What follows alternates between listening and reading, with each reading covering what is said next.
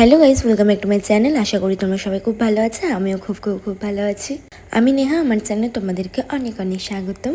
So guys, আজকে আমি আর মইনাকে একটু ঘুরু ঘুরু করতে বেড়াচ্ছিলাম। তো এখানে আমি গাড়ির চাবিটা নিতে ভুলে গেছি, তাই আমাকে বললো যা যা জলদি গাড়ির চাবিটা নিয়ে। আর এখানে লুসি চলে এসছে আমাদেরকে দেখে। ও যাবে আমাদের সাথে, বাট ওকে তো নিয়ে যাওয়া যাবে না। মইনাকের সাথে খুব ঝামেলা করছিল লুসি।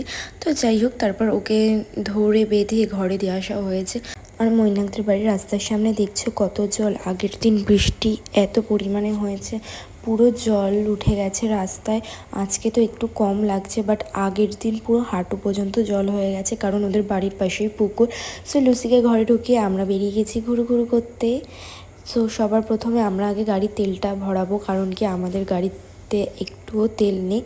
তো এর জন্য আমরা সবার প্রথমে পেট্রোল পাম্প যাচ্ছিলাম। আর গাইজ, আজকে ছিল উল্টো রথ, রাস্তায় খুবই ভিড় ছিল, বাট তাও আমরা ঘুরতে গেছি। আর আজকে মৈনাকের কাজও ছিল, আর এর জন্য আমরা তাড়াতাড়ি বেরিয়েছি। আরও 6টার দিকে চলে যাবে কাজে। তো আমরা এখানে তেল ভরিয়ে চলে এসেছি সোদপুর স্টেশনে, রেলগেটের এদিকটায়।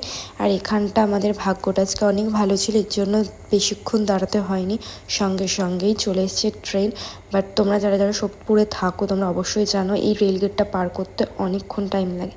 সো আমরা এখানে চলে এসেছি গঙ্গার ধারে। এত সুন্দর ওয়েদারে আমার মনে হচ্ছিল গঙ্গায় যাওয়াটাই ঠিক হবে। গঙ্গায় আসার কারণ হলো আমরা এখানে টক আলুর দম খেতে এসেছি, বাট আমাদের ভাগ্যটা এতটাই খারাপ, দোকানটা বন্ধ, আর আমরা খেতে পারিনি টক আলুর দম। আর তোমরা ঘাটটা দেখে চিনতে পারছো এটা কোন ঘাট? যারা যারা চিনেছ অবশ্যই কমেন্ট করে বলো, আমি আর বললাম না এই ভিডিওতে। সো দেখো, ওয়েদারটা এত ভালো লাগছিলো, মানে কি বলবো, মানে বলে বোঝানো যাচ্ছে না। আমার তো খুবই ভালো লাগছিলো। আর আমার না অনেক ইচ্ছা গঙ্গায় নেমে স্নান করার।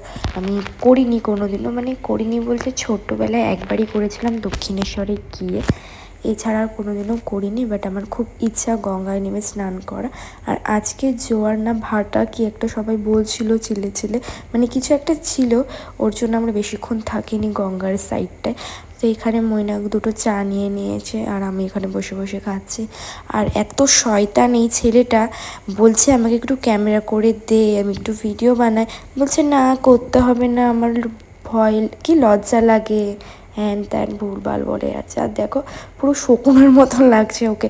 তোমরাই বলো গাইস, আমার পাশে কি ওকে মানায়? যাই হোক, এটা জোক ছিল। তো এখানে আমরা শ্মশানের উল্টো দিকের ঘাটটায় চলে এসেছি। এখানে অনেক ঠাকুর ছিল, মা কালী ছিল, শিব ঠাকুর ছিল, লোকনাথ বাবা, আরও ইত্যাদি ইত্যাদি অনেক ঠাকুর ছিল। সামনে দেখো কি সুন্দর একটা ভোলে বাবার মূর্তি করা, বেশ ভালো লাগছিল দেখতে মূর্তিটা। আর আগের ঘাটটা থেকে আমার এই ঘাটটা বেশি ভালো লাগছিল, ফাঁকা ছিল, বেশি লোকজনও ছিল না, বসতেও ভালো লাগছিল, বেশ সুন্দর হাওয়া দিচ্ছে, মানে জিনিসটাকে একটা ফিল করা যাচ্ছে। সুন্দর ঢেউর আওয়াজগুলো আসছিল। আর আমি ব্লগ বানাচ্ছিলাম বলে মৈনাক আমাকে লেগ ফুল করছিল। আজকে খুব মাথা গরম করে দিয়েছে। তো মাথা গরম করানোর জন্য তো মাথাটা ঠান্ডা করতে হবে, এই জন্য আমাকে অরুণ আইসক্রিম খাওয়াতে নিয়ে এসছে। বলছে যেটা যেটা ভাল লাগে সেটাই নে। তো আমি তো খুবই মজা পেয়েছি। আর এখানে দেখো কত ধরনের ফ্লেভার আছে অরুণ আইসক্রিম। আর তোমাদের কার কার ভাল লাগে অরুণ আইসক্রিম খেতে আমাকে অবশ্যই জানিও। আর এখানে দেখো কেকগুলো কত ভালো লাগছে। আর আমি এখানে 3টে আইসক্রিম নিয়েছি, একটা ম্যাঙ্গো নিয়েছিলাম, একটা কাঁচা আমের নিয়েছিলাম, আর একটা বিস্কিট টাইপের কি একটা নিয়েছিলাম, আমার ঠিক নামটা মনে নেই। আর কেকগুলোর প্রাইস জিজ্ঞাসা করছিলাম, বলছিল 500-600-র মধ্যে ছিল।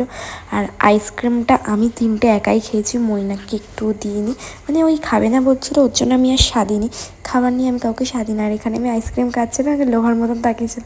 তাও বললাম খাবে, ও বললো না না তুই খা। আমি বলছি আমি এখন ফুচকা খাবো, তুই আমাকে ভিডিও করে দিবি, নাহলে মার খাবে। এর জন্য বলছে ঠিক আছে, তুই আমার ফুচকাটাও খা। তারপরে ওর ফুচকাটাও খেয়েছি। আর ফুচকা খেতে খেতে দেখো রথ দেখা হয়ে গেল আজকে আমার। আমি যেদিন প্রথম সোজা রথ ছিল সেদিন দেখতে পাইনি, উল্টো রথের দিন দেখতে পেয়েছি। আর দেখো কি ভাল লাগছিল আমার। আর খুব রাগ করেছিলাম মৈনাকের উপরে, আমি রথ দেখতে পারিনি প্রথমে যেই।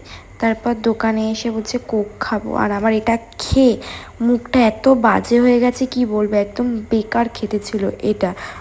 তো ঘুরতে ঘুরতে 6টা বেজে গেছিলো, আর এই সময় মৈনাককে কাজে যেতে হবে, এর জন্য তাড়াহুড়া করে আমরা বাড়িতে আসছিলাম। আর দেখেছো আমাদের রাস্তায় এখনও জল কমেনি। সো গাইস, আজকের ভিডিও পর্যন্তই। ভালো লাগলে like comment share and subscribe করে দিও। সো আজকের জন্য টাটা।